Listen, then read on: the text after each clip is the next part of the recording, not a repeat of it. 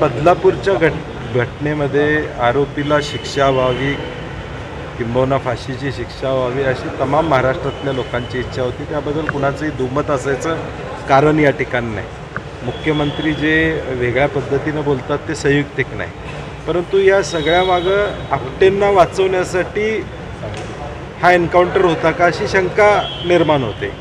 आणि एवढ्या मोठ्या छातीठोकपणे सरकारनं ॲडव्होकेट उज्ज्वल निकमांची नेमणूक त्या ठिकाणी केली। त्यांनी देखील आक्षेप घेतला की त्याला कशासाठी आणलं होतं।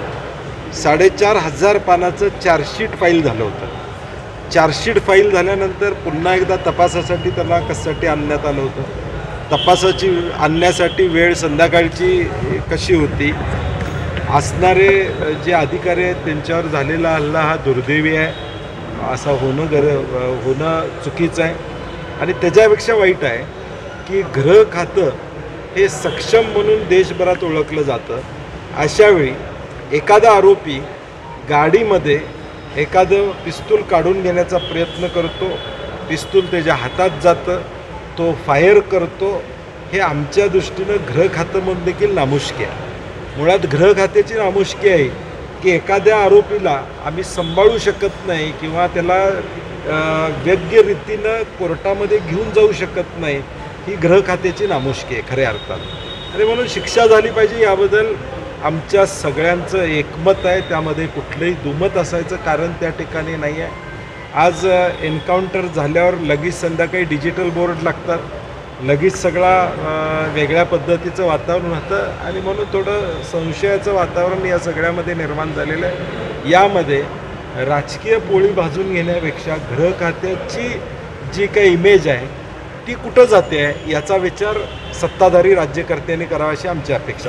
चौकशी हा विषय नाही, हा आता वेगळ्या पद्धतीनं पुढं तो विषय या ठिकाणी जाईल। प्रत्यक्ष घटना घडली त्या घटनेची जोपर्यंत माहिती पुढे येत नाही, पहिल्यांदा बातम्या आल्या आत्महत्या केली म्हणून पहिल्या चॅनलवर बातम्या चालू झाल्या आत्महत्या केली, परत थोड्या वेळानं आलं की अशा पद्धतीनं त्यांनी पिस्तूल काढून घेण्याचा प्रयत्न केला आणि फायरिंग केली अशा पद्धतीची एक दुसरी बातमी समोर त्या ठिकाणी आली। आणि म्हणून हे सगळं बघता जे त्यामध्ये टीम जी होती, एस्कॉर्ट करणारी जी टीम होती ती 5 जण होते, 6 जण होते, 7 जण होते, किती जण होते हे स्पष्टपणे बाहेर आलं पाहिजे।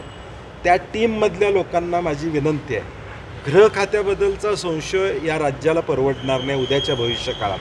त्या 5 जणांनी समोर येऊन ठीक आहे इन कॅमेरा सांगून देत, नाहीतर बाहेर सांगू देत, कसा घटना घडली हे येणाऱ्या 2-3 दिवसामध्ये महाराष्ट्रातल्या सामान्य जनतेला कळलं पाहिजे।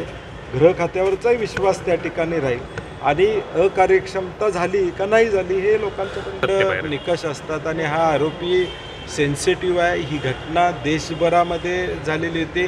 या आरोपीसाठी वेगळ्या पद्धतीनं नियोजन अपेक्षित या ठिकाणी होतं आणि म्हणून म्हणतोय त्या घटनेतले पोलीस कर्मचारी जोपर्यंत हा वृत्तांत सविस्तरपणे सांगत नाहीत तोपर्यंत महाराष्ट्रातल्या लोकांना कळणार नाही की नेमकं त्या ठिकाणी काय घडलं, कुठल्या ठिकाणी हे घडलं, त्या आजूबाजूच्या परिसरामध्ये तिथंच का घडलं, हे सगळं माहिती। शिक्षा व्हायला पाहिजे याबद्दल मी पुन्हा एकदा सांगतो, सत्ताधारी पक्ष बोलतोय असं तसं, विरोधी पक्ष म्हणून शिक्षा झालीच पाहिजे ही आमची भूमिका प्रामुख्यानं या ठिकाणी आहे। परंतु यामध्ये गृह खात्याला बदनाम जे करण्याचा प्रयत्न झाला, आपटेंना का शोधलं जात नाही, आपटे अजून का सापडले नाहीत, ही कार्यक्षमता सरकारनं या ठिकाणी त्याचेही डिजिटल बोर्ड लावावेत, त्याचंही क्रेडिट गृह खात्यानं घ्यावं की बाबा आपटे सापडलेले नाहीत। हे म्हणून म्हटलं ना की ताबडतोब हे सगळं तयार कसं होतं, लगेच सगळ्या या घटना कशा घडत आहेत आणि म्हणून सामान्य माणसाच्या मनामध्ये एक संशयाचं वातावरण नाही मला क्यू येते मुख्यमंत्री महोदयांची, असं वाक्य ते वापरतायत।